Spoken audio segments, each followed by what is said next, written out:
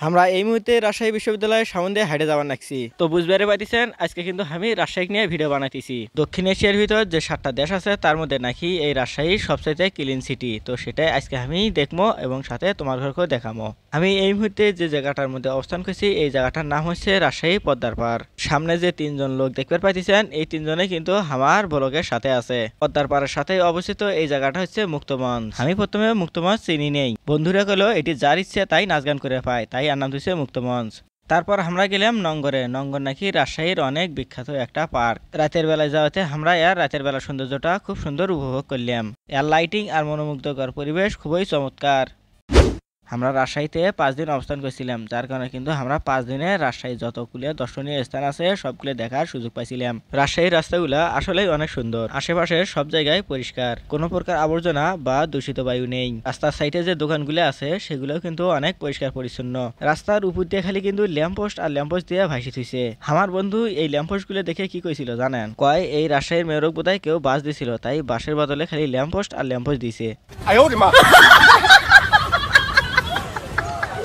এখন আমরা যে প্রজেক্টটার সামনে আছি এই প্রজেক্টটার নাম হচ্ছে বঙ্গবন্ধু হাইটেক পার্ক। এটা কিন্তু নতুন বানাইতেছে, এটার কাম এখনো চলতেছে, তো যার কারণে কিন্তু দারোয়ান আমারও ঢুকতে দেয় নাই। তারপর আমরা চলে গেলাম আইবাদত। আইবাদ দেখতে কিন্তু খুবই সুন্দর, এই জায়গার পরিবেশটাও আসলে অনেক সুন্দর। তো এখানে কিন্তু ফুরফুরে বাতাস, আর ফুরফুরে বাতাসে কিন্তু মনটা অনেক চাঙ্কা হয়ে যায়। আর এই চাঙ্কা মনের স্বভাবে আমি এটি কয়েকটা ছবি উঠছিলাম। এই জায়গার ছবিগুলো কিন্তু হামাক ভালোই লাগছিল। মুক্ত পরিবেশ, সুন্দর আবহাওয়া, নদীর সুন্দর দৃশ্য সব মিলে কিন্তু হামাক সবগুলো ভালোই লাগছিল। আমার ঘরে ঘোরার এলাও কিন্তু কিছুই হয় নাই। আমরা কিন্তু অটো নিছি ফির আর এক জায়গা যাওয়ার জন্য। সারাদিন আমরা খালি ঘুরমো আর ঘুরমো। পদ্মা নদীর এই বারটার নাম হচ্ছে টিভাত। এই বারটা টিন্নাখান দেখতে জন্য এই বারটার নাম হচ্ছে টিভাত। আর ওই বারটা ছিল আইনাখান দেখতে, তাই ওটার নাম আছিল আইবাদ। এগুলো কিন্তু আমি আগে জানি নাই। আমার সাথে থাকা বন্ধু বাঁধন ওই কিন্তু আমাকে কইছিল যে এগুলো কিসের জন্য এগুলোর নাম থুইছে। আমি কিন্তু মনে মনে তান করেই নিছিলাম যে এগুলোর নাম এই জন্য থুইছে, কিন্তু তারপরে ওই আমাকে কয় দিল, তারপরে আমি কিন্তু শিখে নিলাম। ঘুরতে ঘুরতে এখন সূর্যটাও ডুবে গেল। আমরা কিন্তু তাও ঘোরা বন্ধ করি নাই, রাতের বেলায় ফির বাড়াইছি ঘোরার জন্য। দেখো এই জায়গার রাস্তার যে লাইটগুলো আছে না, লাইটগুলো কিন্তু দেখতে খুবই সুন্দর দেখা যাচ্ছে। এক জায়গাত এক ডিজাইনের লাইট, আর এই লাইটগুলো দেখলেই তো খালি আমার মনে হয় বাঁধনের সেই কথাটা। মেয়রও কেটা জানি বাস দিছিল, সেই বাসের বদলে ল্যাম্পপোস্ট দিছে।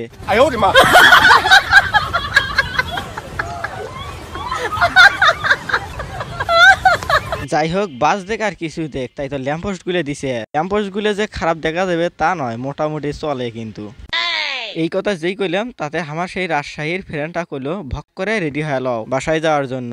আমি কিন্তু তখন বুঝে গেছি যে আমার প্রশংসা কিন্তু তার পছন্দ হয় নাই। এটা হচ্ছে রাজশাহী রেল স্টেশন। এই স্টেশনটাও কিন্তু অনেক সুন্দর, কিন্তু আমি সে কথা কিন্তু সেই রাজশাহীর বন্ধুটার সামনে কই নেই। বাঙালির স্বভাব হয়তো এটাই, কারো গুণ কারো সামনে কবা চায় না। আর এদিক বাঁধনো আমার সাথে ভাজ দিয়ে ভিডিও করবে নাকছে। দেখো খালি ভিডিও করতেইছে। পরের দিন আমরা রাজশাহী রেশম কারখানার শোরুমে গেলাম রেশম কাপড় দেখার জন্য। এই জায়গাতে নাকি রেশম কাপড় তৈরি করা হয়, সেই তৈরি করা কাপড় বেচার জন্য এই জায়গাতেই শোরুম আছে, সেটাও আমরা দেখার জন্য শোরুমের মধ্যে ঢুকে গেলাম। আমার সামনের লোক 3টে যে ভাব নিয়ে ঢুকলো, বোধ হয় কারখানার সব কাপড়ে তারাই কিনে নিবি।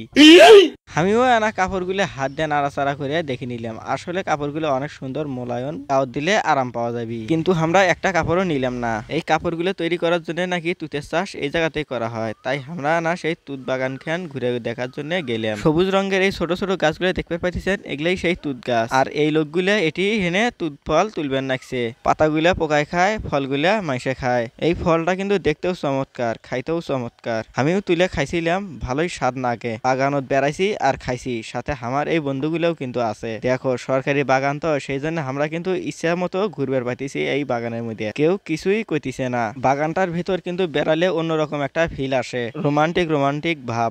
আর সামনে যে ভূতের বাড়িটা দেখতে পাইতেছেন, এটাতে কিন্তু আমরা 5 দিন ক্যাম্প করে আইছিলাম। ভূতের বাড়ির নাম দেখতে হলেও কিন্তু পরিবেশটা সুন্দর আছিল। পরের দিন আমরা গেলাম শহীদ জিয়া শিশু পার্কত। আমি শিশু নই, তারপরেও ওরা আমাকে শিশু হিসেবেই নিয়ে গেছিল শিশু পার্কত। আমি কিন্তু একলাই ঢুকি নেই, সাথে ওরাও ঢুকছিল। তার মানে শিশু খালি আমি একলাই হই নাই, ওরা সবাই কিন্তু হয়েছিল।